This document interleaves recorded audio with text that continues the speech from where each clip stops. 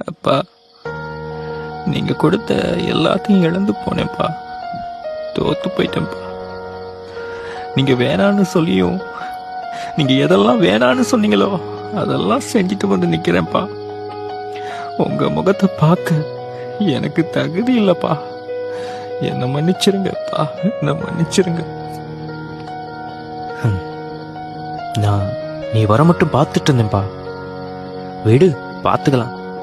அப்பா உன் கூட இருக்கேன், உனக்காக எப்பவும் இருப்பேன்.